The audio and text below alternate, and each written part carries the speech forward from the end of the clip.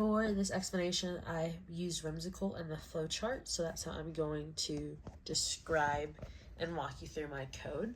So up here at the beginning is again that start of the code, and all these required packages that you have to have downloaded to be able to perform the code, and then these back pieces right here, like the PD, NP, PLT.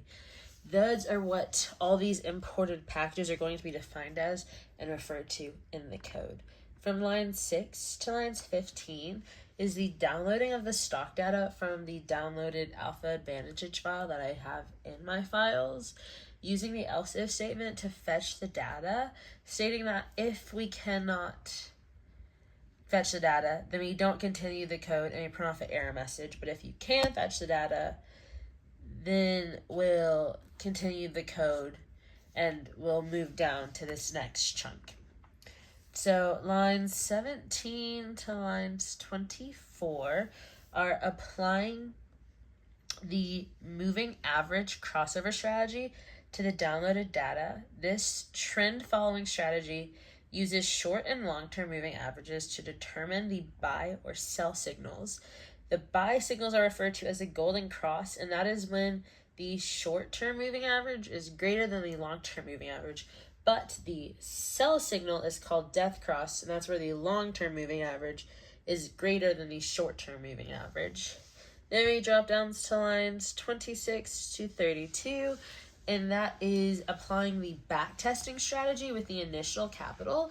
And all this does is simulates how this strategy would perform using historical data to better understand what investments you're making and if they are smart, sound investments based off of the historical data that's been provided.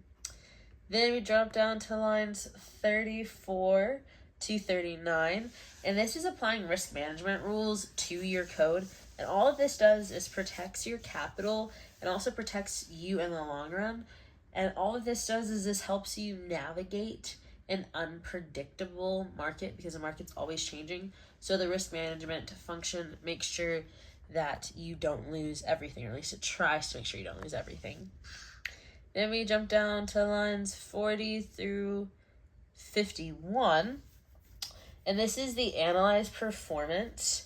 And how we analyze the performance of the stocks is by calculating and plotting the return volatility and Sharpe ratio. Then we jump down from 53, lines 53, to the end of the code. And this is plotting and visualizing those portfolio values that we calculated in the chunk above. And it's also going to display those buy and hold or those sell signals. And then we have the end of the code.